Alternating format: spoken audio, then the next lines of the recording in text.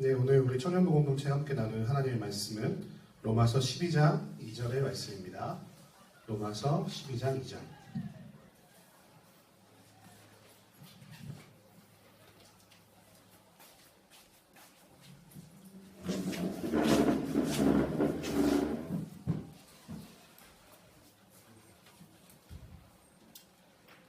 다 찾으셨나요? 로마서 2장 12절. 우리 한 목소리로 딱 3번 읽도록 하겠습니다. 3번. 몇 번이요? 3번. 네, 3번이요.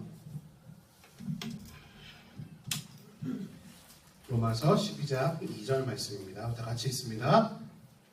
다 찾으셨죠? 네. 시작! 너희는 이 세대를 본받지 말고 오직 마음을 새롭게 함으로 변화를 받아 하나님의 선하시고 온전하신 뜻이 무엇인지 분별하도록 하라. 아멘. 다시 한번 읽습니다. 너희는 이 세대를 본받지 말고 오직 마음을 새롭게 함으로 변화를 받아 하나님의 선하시고 기뻐하시고 온전하신 뜻이 무엇인지 분별하도록 한 번 더 읽습니다. 시작! 너희는 이 세대를 본받지 말고 오직 마음을 새롭게 함으로 변화를 받아 하나님의 선하시고 기뻐하시고 온전하신 뜻이 무엇인지 분별하도록 하라. 아멘. 아멘. 아멘. 네, 제가 목소리가 좀 커가지고요. 개인을 좀 주의해 주시면 들으실 때 편하실 것 같아요. 네, 그렇죠? 네. 할렐루야. 아멘. 아멘. 자, 이 보면도 이상해가지고 자꾸 떨어져. 잠깐 좀 올릴게요.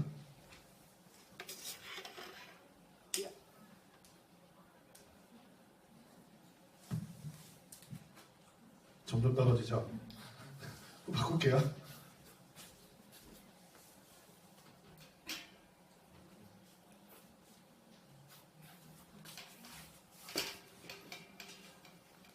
얘가 점점 키가 작아져요.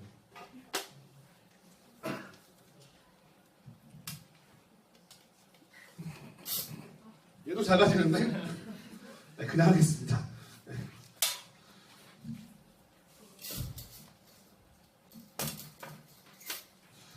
하나님 어서 우리 청년부가 부엌에서 멀쩡한 보물땅 있는 데서 예배드리게 해주세요.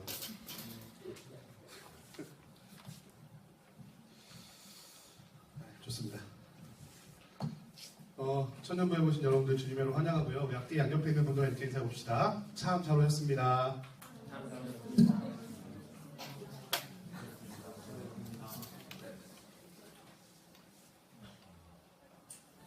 네, 우리 앞뒤 양옆에 있는 분들 보면 어떤 생각이 드시나요? 한번 얼굴 볼까요? 얼굴 한번 보실까요? 앞뒤 양옆에 누가 앉아있나요? 혹시 잘생긴 사람 있어서 심쿵하는 거 아니죠? 심쿵해요 지금 나 쳐다보면서? 문제가 있는데? 빨리 아까 가서 수술을 좀 하시기 바랍니다. 네, 우리 4월 한 달 동안에 물음표라는 제목을 가지고 주제를 가지고 우리 함께 말씀 나누고 있는데요. 지난주에는 여러분들이 가장 궁금해할 만한 어떤 얘기를 나눴었죠? 다임 목사님하고 연애와 결혼에 대해서 우리 함께 궁금한 점들을 여쭤보고 또 얘기 듣는 시간 가졌습니다. 여러분, 우리 청년부 안에서는 썸이 허용됩니다. 다임 목사님 허용해 주셨어요. 썸을 허용됩니다. 썸이 허용되는데 단 뭐가 중요하다고요? 잘 되는 게 중요하다. 잘 안 되면 안 된다. 네, 잘 돼야 된다. 예, 여러분 그냥 썸 탄다고 아무나 이것저것 여러 사람 찔러보지 마시고요. 네, 잘 될 사람을 찔러서 좋은 결과 맺는 은혜가 넘쳐나게 주님 이름으로 소원합니다. 아멘. 아멘한 사람은 잘 될 거예요. 잘 되시기 바랍니다. 아멘. 예, 또 우리 5월 첫째 주 토요일에는 또 어느 교회와 우리가 교류하죠? 예, 개봉교회하고 체육대를 같이 하는데 여러분 이 소식이 있습니다. 개봉교회는 자매들이 많대요. 형제가 별로 없고 자매가 많대요. 자매님들 이 소식입니다. 우리 교회는 자매가 많은데 그쪽엔 형제가 많대요. 네, 주 안에서 아름다운 교류가 있길 바랍니다. 네, 체육교회로 말하는 거나 지금 체육교회로? 체육? 이어달리기 이런 거? 좋아요. 이제 4월 마지막 주라서 우리 이제 여러분들의 궁금증, 신앙에 대한 궁금증을 어떤 것들에 대해서 다루면 좋을까 생각을 했는데 제가 대관교회 청년부를 맡으면서 가장 많이 들은 질문이 아마 이게 아니었나 싶어요. 제가요 이렇게 하고 있는데요 어떻게 하는 게 좋을까요? 하나님의 뜻이 무엇일까요? 하나님을 어떻게 하는 걸 좋아하실까요? 최소한 제가 그 질문을 들을 때 참 마음이 기뻤던 것은 우리 대각교회 청년들이 최소한 하나님 앞에서 살고자 하는 욕구가 있다. 그러니까 하나님 몰라가 아니라 하나님에 대해서 잘 모르고 신앙생활 잘 모르고 성경을 잘 모르겠는데 어쨌든 간에 하나님 앞에서는 살고 싶다라는 최소한의 욕구가 있다는 것. 제 마음이 기뻤습니다. 그런데 안타까운 것은 하나님의 뜻을 찾는 방법, 하나님의 뜻이 무엇인지를 알아내는 방법에 대해서 잘 모르고 있다는 생각이 많이 들었어요. 그래서 개인적으로 여러 가지 조언도 해주고 이렇게 함께 이야기 나누고 토론하고 했었는데요. 오늘 특별히 하나님의 뜻은 어떻게 알 수 있나 이런 제목을 가지고 함께 말씀을 나누고자 합니다. 하나님의 뜻. 도대체 하나님의 뜻이 뭘까요? 그런데 하나님의 뜻이라고 하는 큰 주제를 가지고는요. 오늘 설교 시간 3시간, 4시간에도 모자랄 것 같아요. 괜찮아요? 아니요. 아니요. 오늘 한 설교 5시간. 아니? 네. 그래가지고 제가 준비하면서 마음에 참 걱정됐던 거는 할 얘기가 많아요. 할 얘기도 많고, 나눠야 될 의견도 많고, 찾아봐야 될 성격도 많은데, 시간이 부족해. 그죠? 제가 도전해보니까 1시간 반이 넘어가는 순간, 여러분의 눈빛이 마치 소금에 잘 절여진 굴비 눈빛을 보는 것처럼, 이렇게, 점점 이렇게 속으로 쏙쏙쏙 들어가는 느낌이 들더라고요. 그래서, 그렇게 길게 하지 않기 위해서, 앞으로 여러분과 제가 하나님의 뜻에 대해서 이야기를 나눌 때 가장 기초가 될 만한, 베이스가 될 만한 내용만. 그러니까 말하자면 오늘 말씀은 서론이다. 서론이고요. 여러분 앞으로 소모임 가운데 또 저와 혹은 전사님과 하나님의 뜻이 무엇인가 발견한 것을 이야기할 때 서로가 가장 기본적으로 최소한 이 정도는 알아야 될 만한 그런 내용만을 압축해서 짧게 준비했습니다. 여러분 순식간에 말씀이 끝나니까 조심히 잘 들으셔야 돼요. 알았죠? 뭐야? 하나님의 뜻이 뭐였어? 이렇게 잘 모를 수 있으니까 저는 말씀 속에 하나님의 뜻을 잘 발견하는 지혜가 있기를 소원합니다. 네. 하나님의 뜻. 하나님의 뜻이라는 이 용어는요, 참 어려운 것 같아요. 그렇죠? 하나님의 뜻. 하나님의 뜻이라는 이 말이 굉장히 논란이 되었던 때가 있었는데요. 최근에 어떤 일이 있었나요? 혹시 기억하시나요? 일본에 쓰나미가 이번에도 막 큰 지진이 있었죠? 그리고 또 막 신혼여행으로 유명한 어디죠? 발리?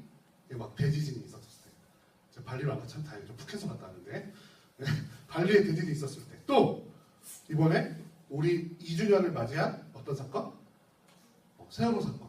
이런 것을 보면서 일부 몰지각한 사람들이 하나님의 뜻이라는 용어를 잘못 사용해서 굉장히 논란이 됐던 적이 있었던 걸 기억해요.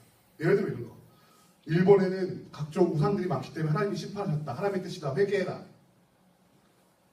과연 하나님의 뜻일까? 발리에 대지진이 막 일어나서 하나님의 뜻이다. 경고다. 이런 얘기 때문에 욕을 참 많이 먹었죠. 기독교인들이. 네? 일부 몰지각한 분들 때문에. 세월호 너희들 회개하라는 신호다. 하나님의 뜻이다. 세월호 하나님의 뜻이라고? 굉장히 의문이 들었어요. 왜 하나님의 뜻이라는 단어를 저렇게 사용할까? 예. 그렇다면 모든 자연재해나 사건, 사고는 다 하나님의 뜻인가요?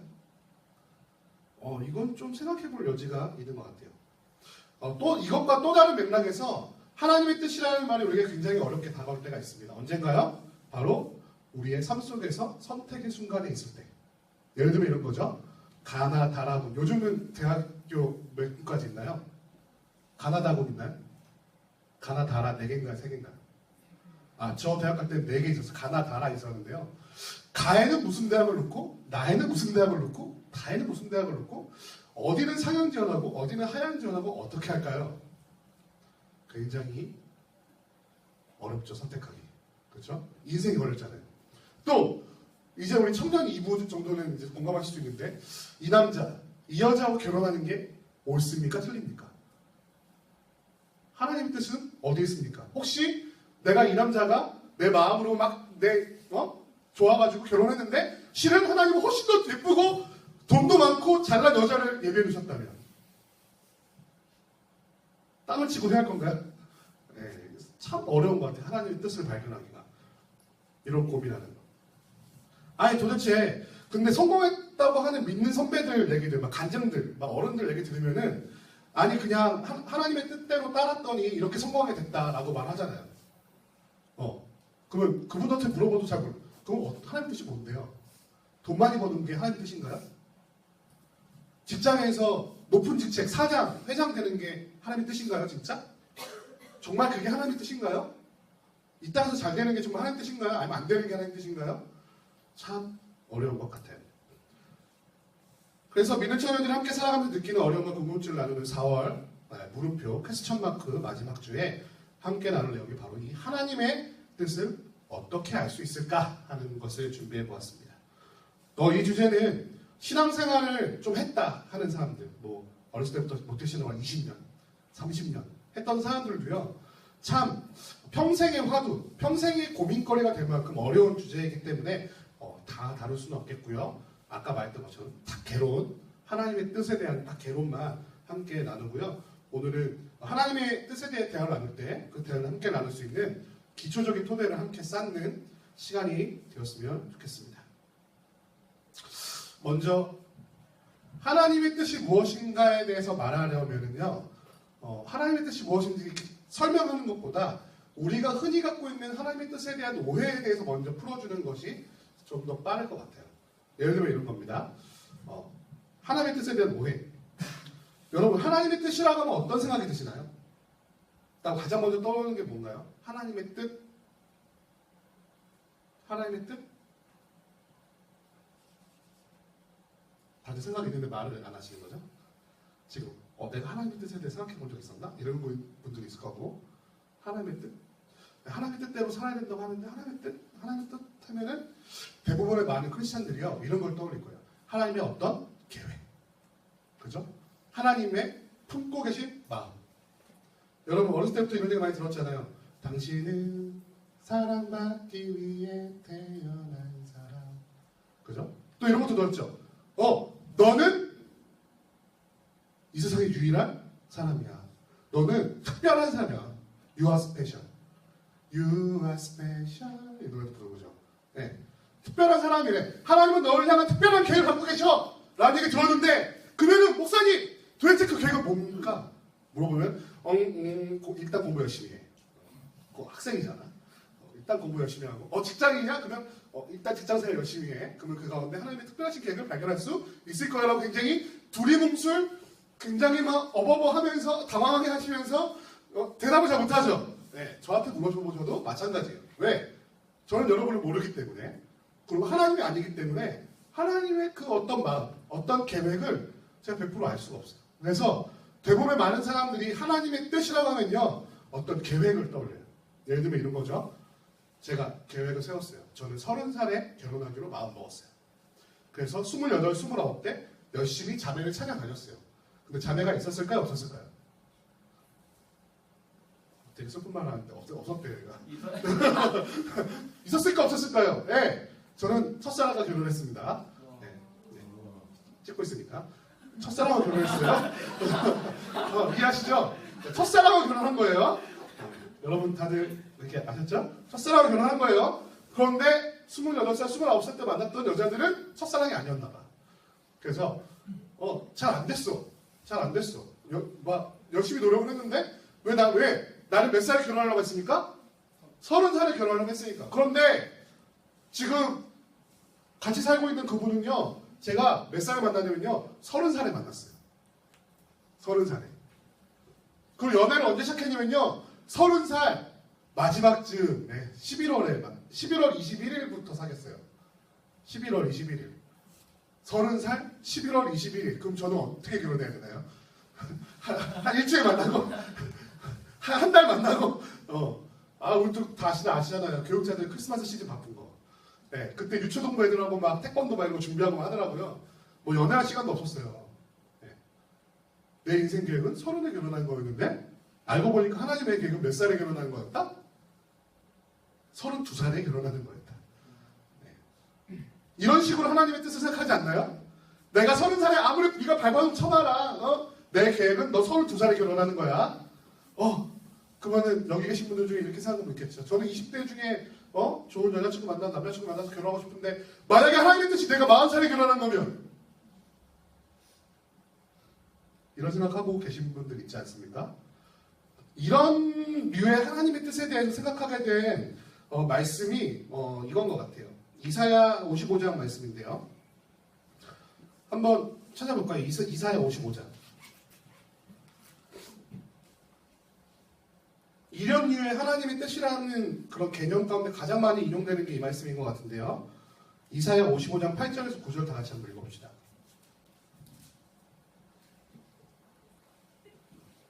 이사야 55장 8절에서 9절 시작!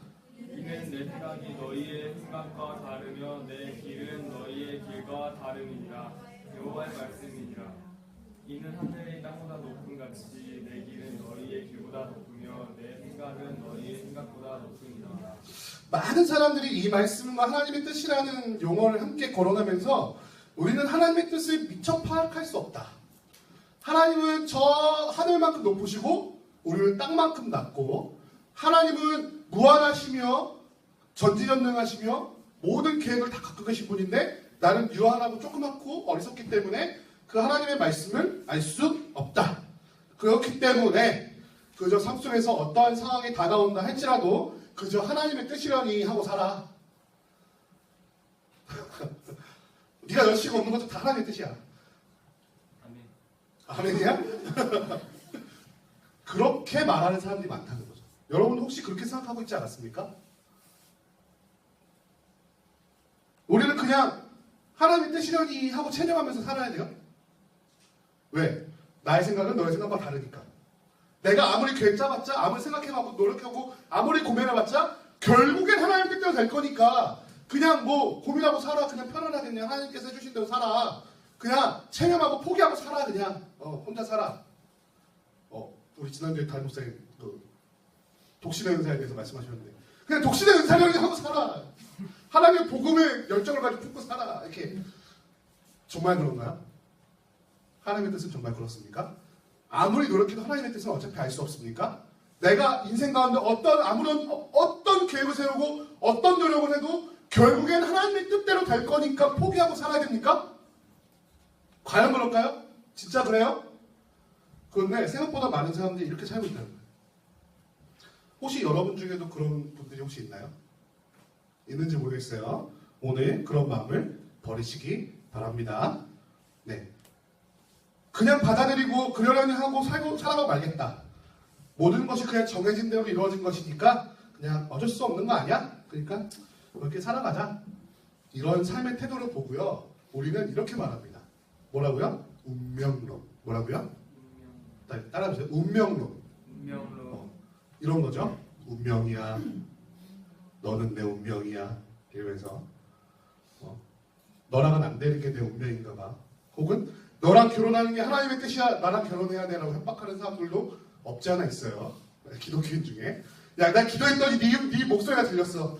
내가 기도 열심히 하니까 너랑 결혼하래. 너 결혼을 하는 뜻이야. 일로 와. 이러면. 말도 안 되는 소리 하는데. 네가 좋아하는 거지. 네, 솔직히 그냥 좋아한다 말하면 되지. 왜 그렇게 말하는지 모르겠어요. 네, 솔직히 신대원에도 그런 분들 많아요. 네, 원우수첩을 이렇게 뒤지다가 자매가 딱 빌고 치면 전화를 해요. 하나님이 당신과 결혼을 하셨습니다. 근데 알고 보니까 그 여자분은 그런 전화를 한 10통 받았고 도대체 하나님은 10분인가? 네, 재미있는 게 많이 있죠. 네. 이걸 운명이라고 말해요. 운명론. 어차피 모든 것이 운명으로 결정되어 있는 거니까 그냥 포기하고 살아 라는 것이죠. 어떻게 노력해봐도 다 소용없는 거야. 하나님의 뜻이라는 것은 알려고 해봐야 소용없는 거니까 그냥 살아 라는 것이죠. 그런데 이건 하나님에 대한 큰 오해가 있는 것입니다. 여러분 생각해보세요. 정말 하나님이 그런 분인가요? 자기가 결정해놓은 어떤 틀 안에서 우리가 그냥 하나님의 꼭두가시처럼 되는 대로, 시키는 대로, 운명 지어진 대로 살다가 죽어. 우리 하나님이 정말 우리를 그렇게 살려고 만들어 놓으셨을까요? 네. 근데 만약에 우리 운명론이라고 생각한다면 우리가 해결되지 않는 단 하나의 문제가 있는데요. 그건 뭐냐면요. 우리에게 선택할 수 있는 자유의지가 있다는 거예요. 이해가 안 돼요. 어차피 결정된 대로 그냥 어차피 운명대로 지어진 대로 살아가라고 한다면 왜 우리한테 선택할 수 있는 능력을 주셨을까요? 왜? 왜 그랬을까요? 여러분, 우리는 지금도 선택으로 연속되어진 삶을 살고 있지 않습니까? 오늘 점심 때 뭐 드셨어요? 잔치국수? 또? 뭐 드셨어요? 점심에? 돈가스? 저는 김밥 먹었어요. 여러분 뭐 드셨어요? 뭐 여러 가지 드셨죠? 네. 여러분 그거 드실 때 선택했어요? 안 했어요? 이걸 먹을 것인가? 딴 걸 먹을 것인가? 아니면 굶을 것인가? 선택했어요? 네. 그럼 하나님의 뜻은 뭐였어요? 잔치국수를 먹는 게 하나님의 뜻이었어요? 돈가스 먹는 게 하나님의 뜻이었어요?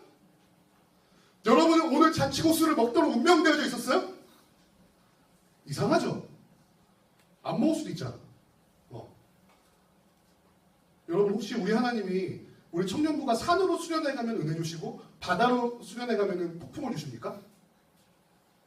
우리는 올해 산으로 수련회를 가야만 하는 운명이었는데 바다로 가서 망했어. 이거 어디서 많이 들어본 것 같은데. 여러분, 나는 오늘 김치찌개를 먹어야만 했는데 그게 하나님의 뜻이었는데 된장찌개를 먹어서 내가 하나님의 저주를 받았어. 이상하죠? 이상하지 않아요? 이거 어디서 많이 본 거죠? 이런 거? 이런 협박 어디서 많이 들었어요? 어디서 많이 들었어요? 여러분들은 다들 너무 신실하신 크리스찬이라서 전볼 한 번도 안 가봤나 봐요. 네, 무당한테 전볼 한 번도 안 갔나 봐. 네, 무당들이 이러죠? 에이구 야 너는 오늘 운세가 물이랑 안 맞아. 물가로 가지 마. 저 수영 선수인데요. 근데 그러니까 네가 수영 선수 아니었어. 벌써 물에 빠져 죽었어. 어디서 많이 들었죠 그런 거. 네, 이거대로 사는 게 너의 운명이니까 그렇게 살아! 라고 말하는 거는요 점집에 사는 얘기예요. 이방 종교에 사는 얘기예요. 이방 종교에서 하나님이 하시는 얘기가 아니에요. 만약에 하나님이 우리를 운명 지어진 대로 살아가도록 만드셔 놓으셨다면, 그게 만약에 하나님의 정말 뜻이라면 우리에게 인격 주실 필요 없어요. 우리에게 자유 주실 필요 없어요. 우리를 뭘로 만들면 돼? 리모컨으로 띡 입력하면 그대로 움직이는 로봇으로 만드시면 돼요. 그게 하나님의 자신의 일을 이루시기가 훨씬 편해. 왜? 우리 솔직히 더럽게 말 안 듣잖아요. 더럽게 말 안 듣잖아. 그런데 왜 더럽게 말 안 듣게 만들어 놓고 말 안 듣는다고 운명짓게 살게 만들어요? 아니지. 그냥 로봇으로 만들어서 너는 10년 동안 여기서 설거지 해. 라고 만들어놓으면 10년 동안 설거지 하는 게 가면 되는 거죠. 로봇으로 만드시면 되는데 하나님은 우리를 로봇으로 만들지 않으셨다는 거예요. 하나님의 뜻이라는 것은 운명이 아니라는 거예요. 어차피 그렇게 돼 있는 거야가 아니라는 사실을 여러분 꼭 깨달았으면 좋겠어요. 아까 이사야 말씀 봤죠?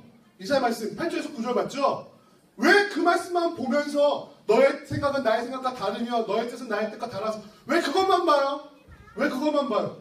앞에 6절에서 7절만 보면 하나님의 뜻을 아주 발견할 수 있어요. 6절에서 7절 봅시다. 이사야 55장 6절에서 7절.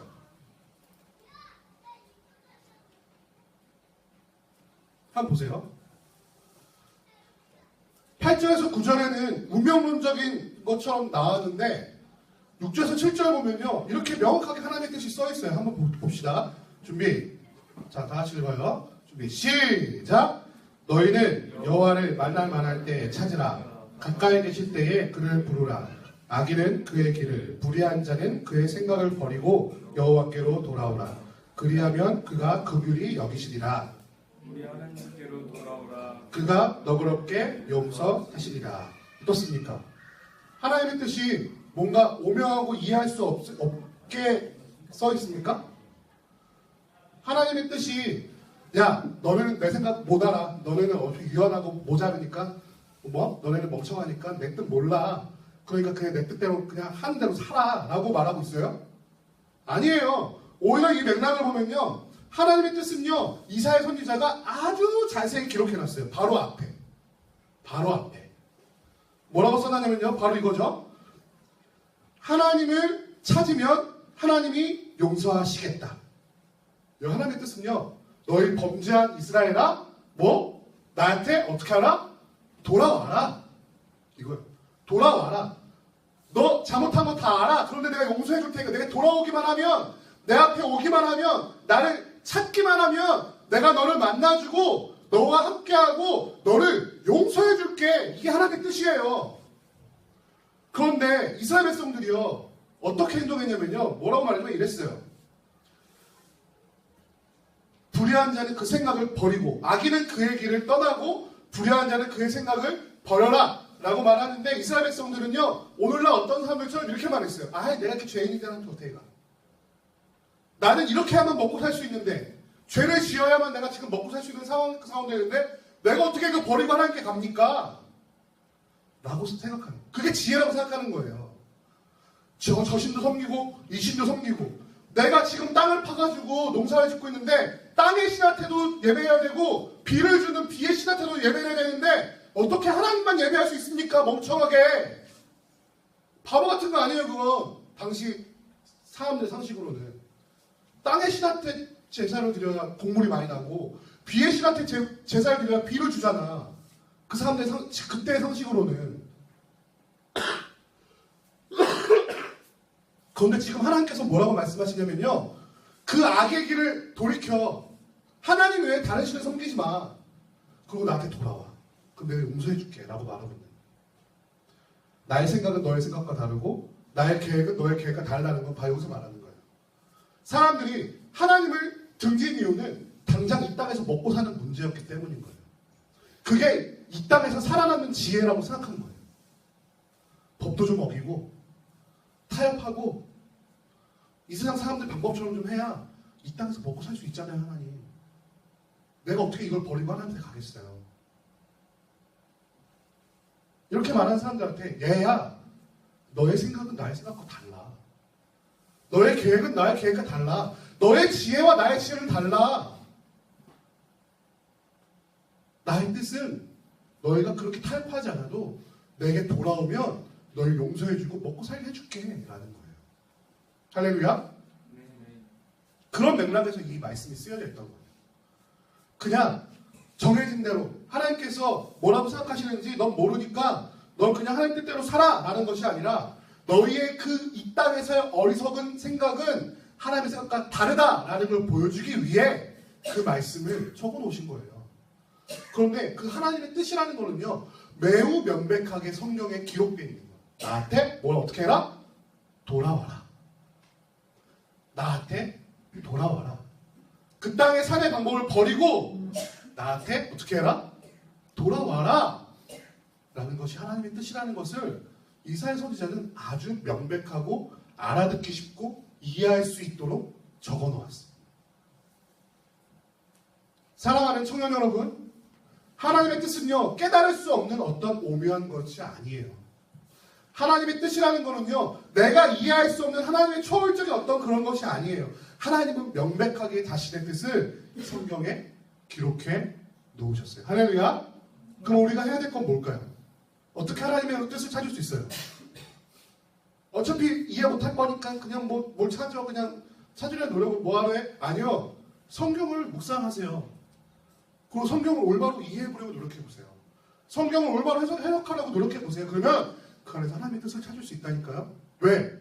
아주 쉽게, 아주 이해하기 쉽게, 아주 찾기 쉽도록, 우리가 이해할 수 있도록 사람의 인간의 말로, 인간의 문자로 성경을 기록해 놓으셨잖아요. 그렇죠? 아닌가요? 네. 이사야 말씀을 읽어보시면서 그걸 한번 찾으셨으면 좋겠습니다. 성경 속에 하나님의 뜻이라는 표현이 성경에 등장할 때마다 그 내용은 아주 분명하고도 확실하게 하나님의 말씀이 성경에 기록되어 있습니다. 그냥 우리가 이해할 수 없기 때문에 운명론적으로 그냥 체념하고 살아야 되는 것이 하나님의 뜻이 아니고요. 말씀을 열심히 묵상하고 연구하면 분명히 발견할 수 있도록 적어 놓으셨다는 거예요. 이제 하나님의 뜻이라고 하는 어떤 모호한 개념에서 벗어나시기 바랍니다. 뭔가 신비한 그런 생각에서 벗어나시기 바라요. 우리의 삶은 운명 지어져 있지 않아요. 그렇기 때문에 삶을 체념하거나 포기하기보다 이 말씀 속에 하나님의 분명한 뜻을 발견하시며 하나님의 뜻대로 살아가시기를 주님의 이름으로 축원드립니다. 네. 한 가지 오해는 이제 벗어났어요. 우리는 그냥 하나님의 뜻대로 살도록 만들어져. 걱정하지 마. 너희들 노력하면 다 결혼할 수 있어. 증거가 어디 있냐고? 내가 결혼했잖아. 도전받지 않아? 앞에 있는 이 목사님도 결혼했다니까? 도전받지? 다 짝 있어. 걱정하지 마. 아직 괜찮아. 네. 그러면 또 한 가지 다른 우리 하나님의 뜻에 대한 오해를 한번 생각해 봅시다. 다른 말을 생각해 봅시다. 여러분, 그럼 여러분은 왜 하나님의 뜻이 알고 싶나요? 왜? 여러분은 왜 하나님의 뜻이 알고 싶어요? 왜 알고 싶죠? 하나님의 뜻을 궁금할 때가 언제예요, 대부분? 뭔가 선택할 때죠. A냐, B냐, C냐, D냐, E냐, 뭐 이런 식으로 선택할 때죠. 그런데 이런 선택할 때는요, 아무리 성경을 읽어도, 아무리 철야 기도를 해도, 막 금식도 해도 하나님의 뜻을 발견하기가 어려워요. 그죠? 해본 사람 있죠? 저 자매가 내 자매입니까? 그러면서 금식 기도 해본 사람 있어요? 저 형제가 나에게 허락된 형제입니까? 40일 철야 기도 해보신 분? 새벽 기도 해보신 분? 그 정도 안 했으면 해봤다 하지 마. 아니 근데 실제로 우리가 하나님의 뜻을 구할 때가 바로 우리가 감당해야만 하는 선택의 순간일 때가 많은 거 확실한 것 같아요. 그죠? 아니 그렇죠? 맞죠? 하나님의 뜻이 가장 궁금할 때가 그때잖아요. 실제로 우리 인생 속에서 선택의 순간은요 끊임없이 나가요. 끊임없이. 아까 말했듯이 점심에 뭐 먹지?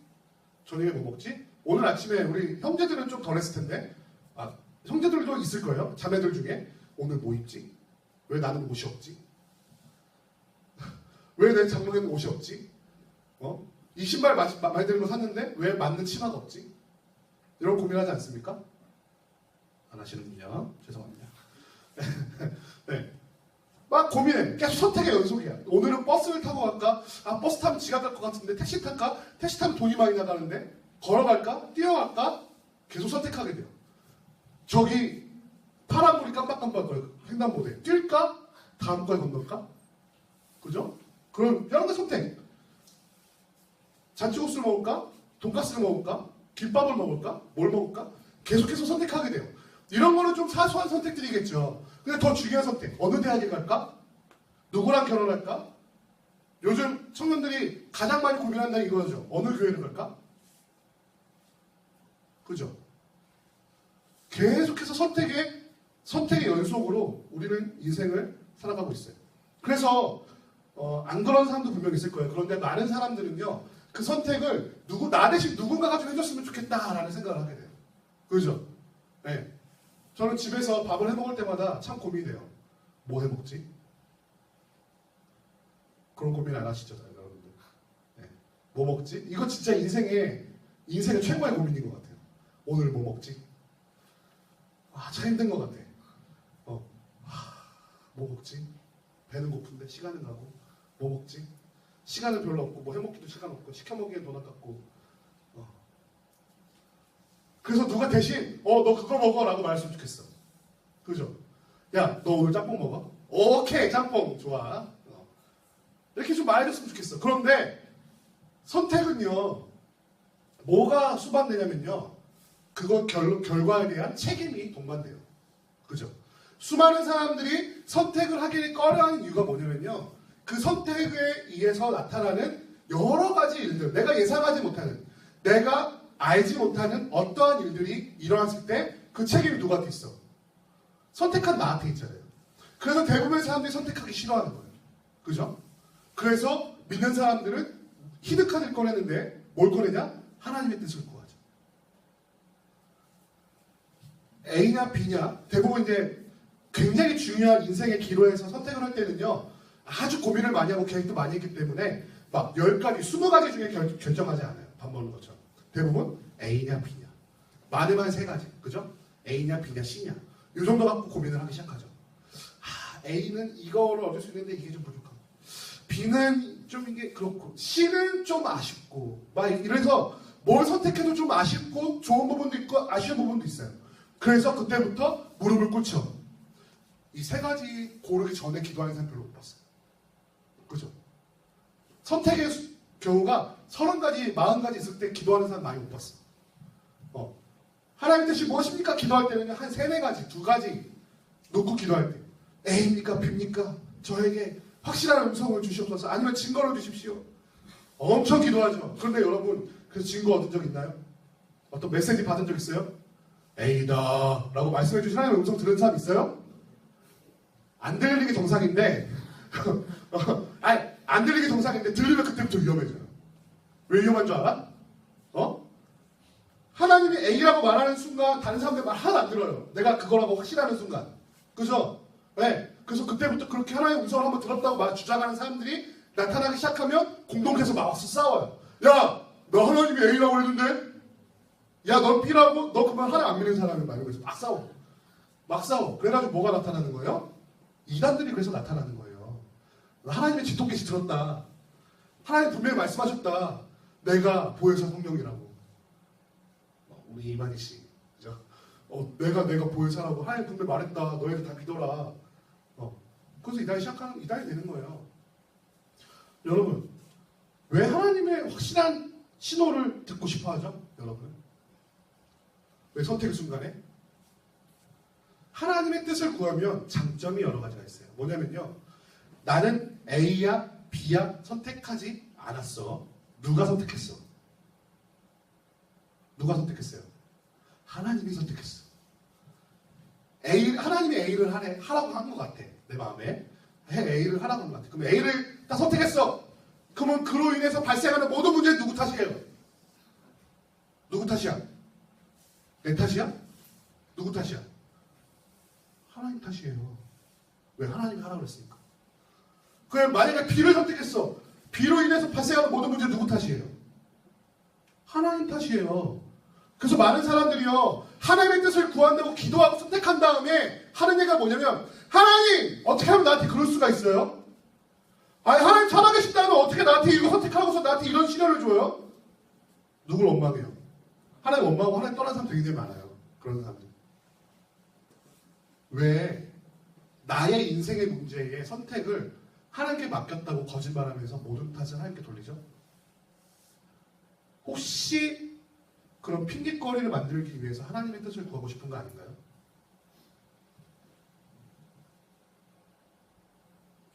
아니에요? 그러면 하나님의 뜻을 구하는 게 올바른 방법일까요? 과연? 핑계를 만들기 위해? 수많은 사람들이 하나님의 뜻을 구할 때 그것 때문에 구하기 원하는 것 같아요. 사랑하는 청년 여러분, 그럼 한번 얘기해 봅시다. 그렇다면 지금 목사님이 말하는 것처럼 인생의 세세한 부분들까지, 아니 다윗은 그랬다면서요. 다 물어보고 했다면서요. 인생의 세세한 부분까지 하나님께 물어보는 게 잘못된 건가요? 저는 여기서 단언합니다. 확실하게 말씀드리는데 잘못된 거 아니에요. 오히려 괜찮을 수도 있어. 세세한 부분까지 하나님과 대화하면서 살아간다는 자세는 참 좋아. 그런데 그것이 확실하게 성숙한 신앙일까요? 이것도 확실히 말씀드리는데 저는 성숙한 신앙이 아니라고 말씀드리고 싶어요. 세세한 모든 걸 하나하나 다 질문하고 하는 건 누가 하는 거예요? 어린이집에서 많이 보죠. 선생님! 저 지금 화장실 가도 돼요? 여기 청년부에서 손 들고 저 화장실 가도 돼요? 물어보고서 화장실 가는 사람 있어요?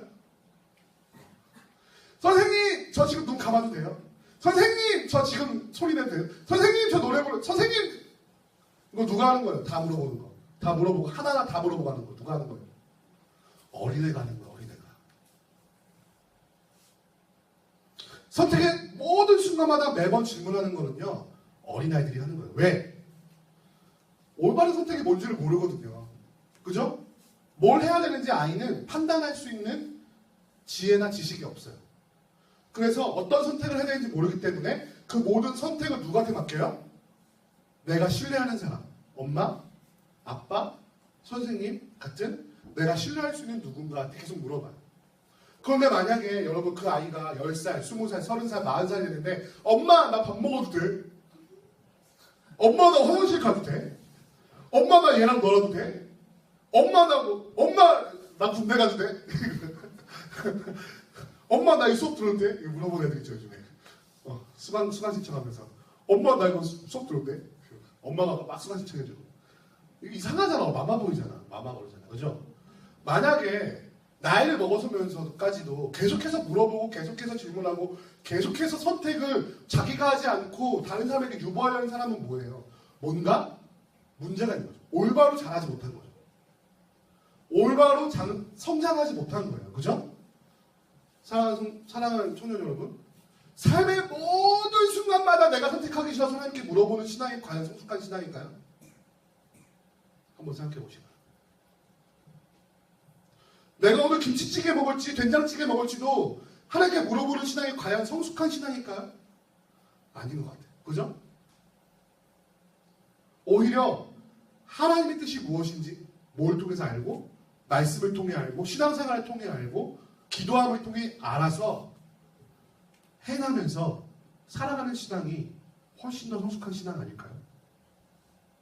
아니 물론 삶에 굉장히 중요한 순간, 뭐 결혼이라던가 뭐 직장의 문제라든가 굉장히 중요한 것들을 가지고 기도하는 것까지 제가 뭐라고 하는 건 아니에요. 그건 분명히 필요합니다. 하나님 앞에서 고민하고 하나님께 맡겨드리고 하나님을 신뢰하는 건 정말 중요해요. 그런데 내가 그 책임을 지기 싫어서, 내가 그 일을 통해서 발생하는 모든 문제를 내가 책임지기 싫어서 하나님 뜻을 구하는 것은 너무나 성숙하지 못한 신앙이라는 거예요. 혹시 선택의 순간에 하나님의 뜻을 구할 때 우리의 모습을 한번 돌아보신 적 있습니까? 성숙한 신앙, 멋있는 신앙, 높은 수준의 신앙이라는 거짓의 틀에 나 자신을 숨기고 모두 다 하나님한테 탓하려고, 다 하나님 책임이라고 말하려고 하나님의 뜻을 구하는 우리의 이기적인 마음이 없는지 한번 돌아볼 필요가 있다는 것이죠. 사랑하는 성도 여러분, 하나님께서는요 우리를 만드실 때 선택할 수 있는 자유를 주셨어요. 할렐루야. 기억하시기 바랍니다. 하나님은 우리에게 선택할 수 있는 자유를 주셨어요. 왜? 우리를 너무너무 사랑하시니까. 우리를 너무너무 사랑하셔서 우리에게 선택할 수 있는 자유를 주셨는데, 어떤 선택할 수 있는 자유까지 주셨냐면은 죄를 지을 수 있는 자유까지 주셨어요. 그렇다고 하나님이 죄를 지으라고 자유 주신 건 아니죠. 너무 사랑하시다 보니까 자신을 배신할 수 있는 자유까지 주셨단 말이에요. 근데 하나님은 우리 그것보다 나를 더 사랑하셔서 그 모든 죄에서 구원받을 방법까지 제시해 주신 분이라는 사실을 꼭 기억하시기 바랍니다. 할렐루야. 하나님은 우리를 너무 사랑하셔서 걸음마를 배운 아기가 걸어다닐 수 있도록 허락해주는 부모님의 마음으로 우리의 인생 가운데 우리가 선택하고 그 모든 선택 가운데 그것을 책임지고 그 가운데 하나님을 바라보고 하나님의 뜻이 무엇인지를 깨달을 수 있는 성장한 장성한 분량까지 믿음이 자라날 수 있도록 우리를 허락해 주셨다는 사실이에요. 할렐루야. 그것을 기억하시기 바랍니다. 우리 하나님은 우리를 얼마나 사랑하셨냐면 자기의 아들을 주셔서 죽임으로 우리가 생명을 얻을 수 있는 길을 주시기까지 사랑하신 분이라는 사실을 여러분은 꼭 기억하셨으면 좋겠어요.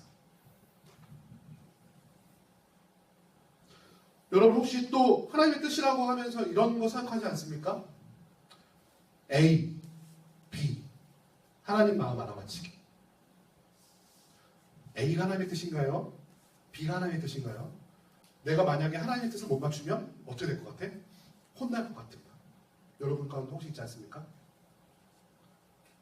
내가 만약에 하나님 마음이 B인데 A를 선택했어. 그러면 하나님, 이놈! 너 내 마음 B라고 했는데 그렇게 못 알아들어. 너 왜 A 해가지고 그래? 너 혼날래? 막 천벌 받고 막 잘 안 되고 막 병나고 부도나고 이런 것들 너무 많이 듣지 않았어요? 그런 공포심에 우리가 휩싸였지 않습니까 혹시? 하나님의 뜻을 구하는 게 마치 하나님 마음 알아맞히기 게임같이 생각되는 경우가 있지 않아요? 아니에요. 사랑하는 청년 여러분, A를 선택하느냐 B를 선택하느냐는요 본질적으로 중요한 문제가 아니에요. 본질적으로 중요한 것은 A를 선택해도 하나님이 우리를 사랑하신다는 것이고 B를 선택해도 하나님이 우리를 사랑하신다는 거예요. 할렐루야. 여러분, A를 선택했다고 하나님 마음에 B에 있었는데 A를 선택했다고 우리를 벌하시는 하나님? 그런 하나님 아니죠.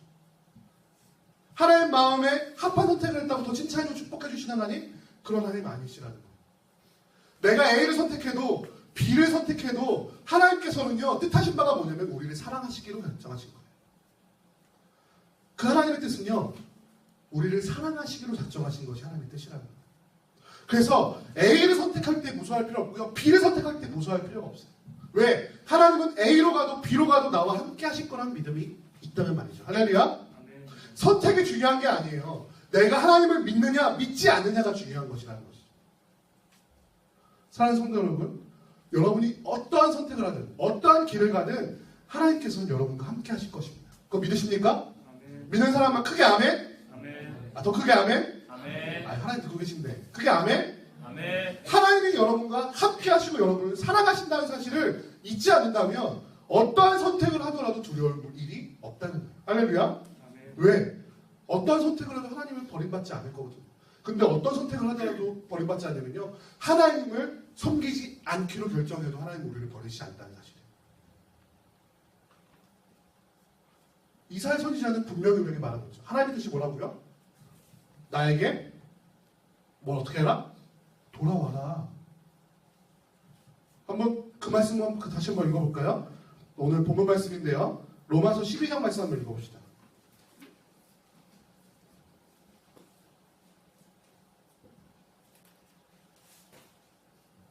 로마서 12장 2절 말씀이죠.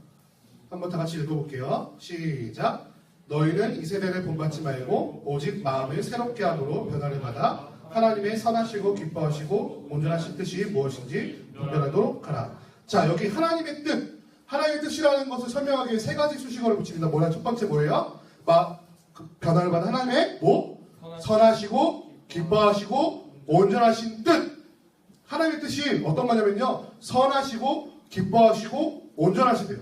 다시 한번 말씀드릴게요. 선하시고 기뻐하시고 온전하신 것이 뭐라고? 하나님의 뜻이래. 근데 이 선하시고 기뻐하시고 온전하신 뜻이 어디를 향해 있어? 나. 우리라고 말하면 너무 추상적이에요. 나. 그럼 다 같이 말하죠. 뭐? 나. 해볼까요? 나. 너 아니고 나. 너 아니고 나란 말이에요. 여러분 각자 한 사람 한 사람에게 향하신 하나님의 뜻이요, 뭐냐면요, 선하시고 기뻐하시고 온전하신 뜻이라는 거예요. 여러분을 선하게 만드시고요, 여러분을 기뻐하신 받도록 만들고요, 여러분을 온전하게 하고 추구하는 것이 바로 하나님의 뜻이라고 오늘 본문 말씀 분명히 우리에게 말하고 있어요. 그러면 이 선하시고 기뻐하시고 온전하신 뜻을 나를 향하게 하려면 어떻게 해야 되냐면 그 앞에 분명히 두 가지가 나왔어요. 첫 번째 뭐예요? 이 세대를 본받지 않는 것. 두 번째, 마음을 새롭게 하는 것. 그래서 변화를 받는 것. 사랑하는 청년 여러분, 여러분이 A를 선택하느냐 B를 선택하느냐가 중요한 것이 아니고요, 이 세대를 본받지 않는 게 중요한 거예요. 이 세대를 본받지 않는 게 뭐냐고요? 지난번 설교 때 제가 말씀드렸죠. 여러분, 이제는 우리가 구원받았다면 예전의 모습이 아니라 새로워진 삶을 살아가는 거예요. 옛적의 모습대로 그 옛날 습관대로 사는 것이 아니라 새롭게 된 하나님의 자녀로서 새롭게 걸음마를 배우고 새롭게 말을 배우고 새롭게 선택의 방향을 배우는 새로운 삶을 살아가야 되는데, 이 땅을 본받는 건 뭐예요? 옛사람처럼 살아가는 거예요. 옛사람처럼. 옛날에 타협하고 죄를 짓고 하나님의 마음과 정반대로 살아갔던 그런 삶을 이제는 어떻게 하라고요? 이 세대를 본받지 말고 어떻게 하라고? 그걸 온전히 버리고 이제는 옛사람의 모습이 아니라 새로 태어난 거듭난 사람처럼 살아가라는 거예요. 할렐루야. 아멘. 여러분, 이 세상은 우리에게 뭐라고 말합니까? 어떻게 해야 성공한다고? 돈이 많아야 성공한다고? 적당히 타협해야 성공한다고? 적당히 죄도 저지를 줄 알아야 성공한다고? 이 땅에 대한민국 법에만 어긋나지 않으면 된다고? 여러분, 법만 어기지 않으면 사람들이 뭐든지 해도 됩니까? 어떻게 생각하세요? 법을 어기지 않으면 사람은 뭐든지 해도 돼요? 정말이에요? 아닌 것 같죠? 법을 지킨다고 해서 모든 것이 용납되는 거는요, 하나님의 뜻이 아니에요. 법은 항상 허점이 있어요. 왜? 만든 사람이 허점을 만들어놔요. 왜? 내가 거기 걸리면 안 되니까. 법이라는 건 그런 거예요. 법은 누가 만들었어요? 사람이 만들었어요. 허점이 항상 존재해요. 법을 어기지 않으면 다 괜찮다고요? 아니요. 하나님은 그렇게 말씀하시지 않으셨어요. 이 땅의 그 말들, 이 땅의 삶을 살아가는 사람들의 지혜, 그걸대로 살아가는 것이 아니라 이 세대를 본받지 않고 새롭게 살아가는 것. 그래서 어떻게? 변화를 받아. 사람들의 눈으로 볼 때는 그게 변화된 삶인 거예요. 야, 제가 지난번에는 대충 나랑 술도 마시고 놀러도 가고 나이트도 가고 주일날 교회도 안 가고 막 그랬는데 이제는 내가 좀 이상해. 술도 안 마시고 놀러도 안 가고 우리랑 좀 덜 어울리는 것 같고 주일마다 교회 가고 말이야. 예배 드린다고 그러고 자꾸 성경 얘기하고 하나님 얘기하고 이상해. 마음에 안 들어. 라는 소리를 들을 정도로 새롭게 된다는 거예요. 왜? 이젠 내가 내 사람이 아니라 새로운 사람이 되었기 때문에. 그들과 함께했던 걸음마가, 그들과 함께했던 그 나의 언어가 이제는 더 이상 그것이 아니라 완전히 새롭게 된 거거든요. 걔들이 나는 이해를 못하는 거야. 그렇게 될 정도로 새롭게 되라는 거예요. 할렐루야. 아멘. 하나님을 믿는다고 하면서도 옛사람의 언어와 옛사람의 행동과 옛사람의 지혜로 살면서 내가 크리스찬이라고 주장하는 사람은 거짓말쟁이에요. 내가 그 사람을 판단하는 게 아니고요. 그 사람 본인이 이미 알아요. 내가 진짜 크리스찬이 되는지 안 되는지. 왜? 삶의 방식이 다르거든요. 언어가 다르거든요. 행동이 다르고 A와 B를 선택할 때 선택이 달라요. 같은 A를 선택하더라도 그거 선택하는 뜻이 달라요. 의도가 달라요. 그렇게 하라는 것이 우리에게 주어진 하나님의 뜻이라는 겁니다. 하나님의 뜻은 뭔가 피상적인 게 아니에요. 하나님의 뜻은 뭔가 오묘하고 내가 이해하지 못할 어떤 무언가가 아니에요. 하나님의 뜻은 명확합니다. 나에게로 돌아와 새로운 사람이 되어 구원받아 영생 얻어라. 그게 하나님의 뜻이에요. 그런데 우리가 이제 마지막으로 한 가지 살펴봐야 될 일이 있습니다. 바로 3절 말씀인데요. 3절 말씀 한번 다 같이 읽어볼게요. 12장 3절 로마서 12장 3절. 자, 지금까지 하나님의 뜻이 무엇인지 알았는데 그 하나님의 뜻이 어디까지 향하고 있는지 한번 봅시다. 로마서 12장 3절 준비 시작. 내게 주신 은혜로 말미암아 너희 각 사람에게 말하노니 마땅히 생각할 그 인생의 생각을 품지 말고 오직 하나님께서 각 사람에게 나누어 주신 믿음의 분량대로 지혜롭게 생각하라. 할렐루야. 아멘. 그런데 새롭게 된 사람의 그 믿음의 분량은요, 오늘 말씀을 보니까요, 각자가 다 달라요. 어떤 사람은 이만큼 할 수 있어요. 그죠? 근데 어떤 사람은 이만큼도 할 수 있다는 얘기예요. 근데 어떤 사람은 이만큼 할 수도 있어요. 그런데 하나님 앞에서는 본질적으로 다 같아. 이만큼 해도, 이만큼 해도, 이만큼 해도. 누구는 새벽 기도를 7을 내려놔. 근데 누구는 새벽 기도 한 2번 정도 올 수 있어. 근데 누구는 새벽 기도 못 나가겠어. 그것 때문에 겉으로 드러나는 어떤 그런 지표 때문에 얘는 신앙 좋고 얘는 신앙 안 좋고 중간쯤 좋고 얘는 안 좋고 판단할 수 없다는 거예요. 왜? 각자에게 주어진 뭐가 다르니까? 믿음의 분량이 다르니까요.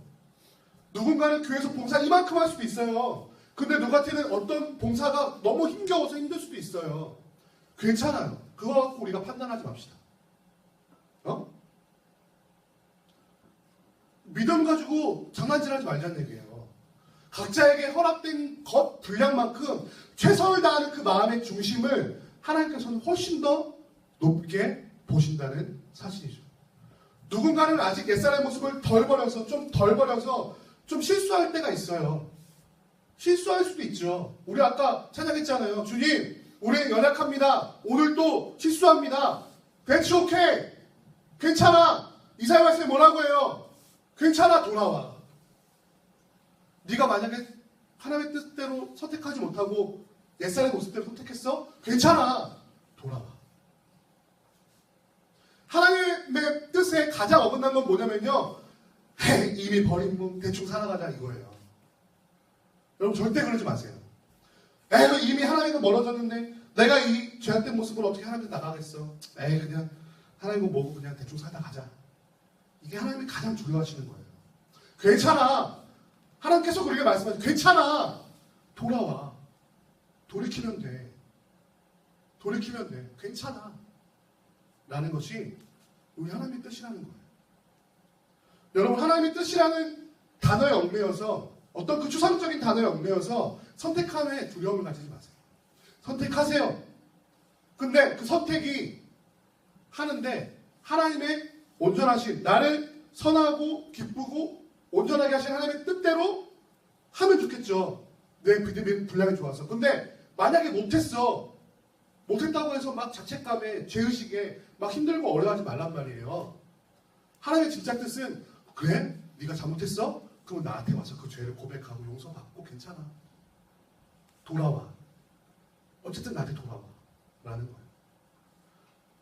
여러분 그 돌아옴의 허용은요 언제까지 이어지냐면 여러분의 생명이 있는 날까지 허락될 것입니다. 그것을 꼭 믿었으면 좋겠어요. 근데 이런 오해가 하지 마세요. 괜찮아? 그럼 나 막 죄짓고 살아야지.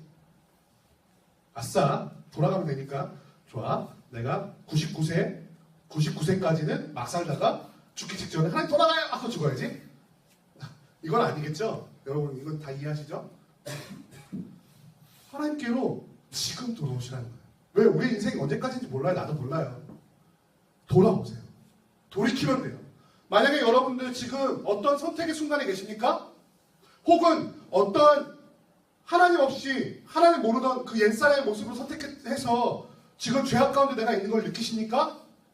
그 선택이 나를 얽매고 있는 걸 느껴요? 돌아오세요. 돌아오시면 돼요. 그런데 정말 중요한 건 여기 써 있는 거예요. 마땅히 생각할 그 이상의 생각을 할 필요가 없어. 너무 많이 생각해서 사람은 탈이에요. 뭐 하나님 용서해 주시면 어떡하지? 나 지옥 가면 어떡하지? 나 어떡하지? 이런 생각하지 말고 그냥 돌아오세요. 주 앞에 무릎 꿇고 기도하세요. 주의 말씀 앞에 나를 온전히 내어놓으세요. 이게 하나님의 뜻에 대한 가장 기초적인 이야기. 그래서 그 안에서 이제는 돌이킨 사람이 하나님 앞에 돌아온 사람이 어떻게 살아야 되는지는요. 이 로마서 12장 말씀 뒤에 4절부터 쭉 적혀져 있습니다. 네. 여러분 집에 꼭 가셔서 12장 말씀 묵상하시기 바랍니다. 알았죠? 자, 이제 말씀을 마무리하도록 하겠습니다. 이제 말씀을 정리하겠습니다. 먼저 우리는 오늘 하나님의 뜻이라는 말에 대한 오해를 좀 나눴습니다. 하나님의 뜻이라는 것은 결코 우리의 삶 운명으로 얽매는 어떠한 무언가가 아니에요. 당연히 필연적으로 다가오는 수많은 사건과 사고들은요.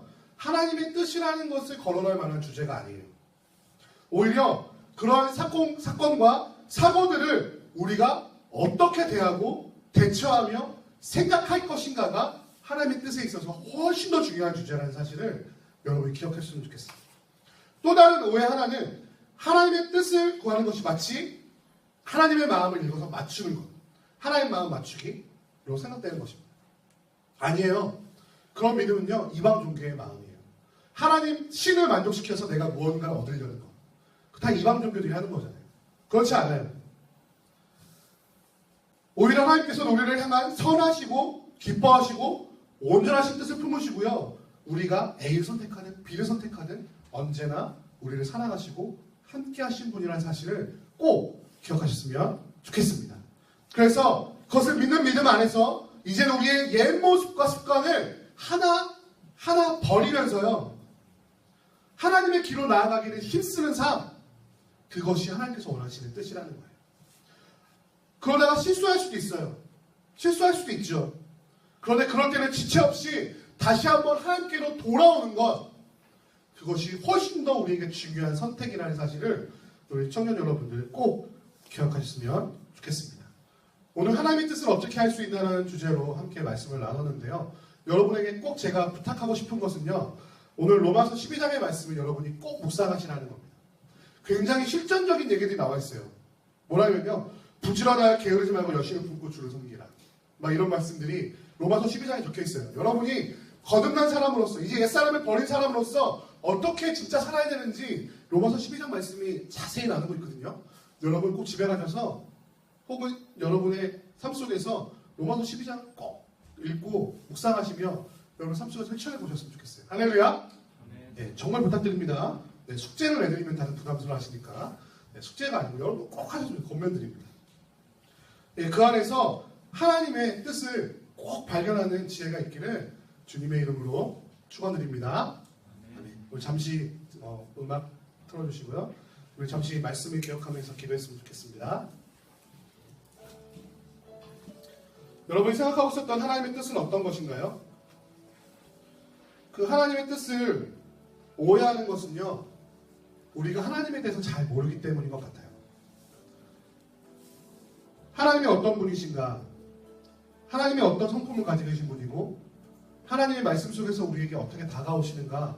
이걸 자꾸 놓치니까 하나님의 뜻이라는 어떤 추상적인 단어 때문에 우리가 오해하고 하나님을 잘못 알고 있는, 그래서 어떤 다른 것들을 추구하는 모습이 우리 가운데 있는 것 같아요.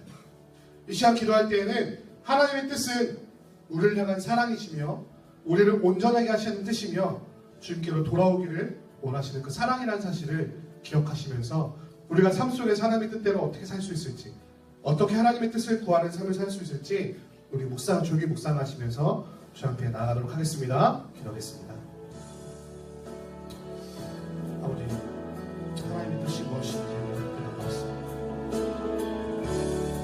하나님의 뜻은 주의 말씀 속에 기록되어 있습니다. 언제나 실수하고 넘어지는 우리를 사랑의 눈빛으로 보시며 언제든 그에게 돌아오기를 원하시는 주의 그 사랑이란 말, 지금 그 사랑이란 사실을 다시 한번 돌아보게 되었습니다. 하나님은 언제든 우리가 실수할 수 있다는 것을 인정하고 주 앞에 돌아가는 삶을 살아가게 하여 주시옵소서. 언제나 우리를 사랑하시고 어디에 있든지 무엇을 하든지 늘 우리 사랑하시고 우리와 함께 하시는 하나님의 그 마음, 그 뜻을 깨달아 나아가는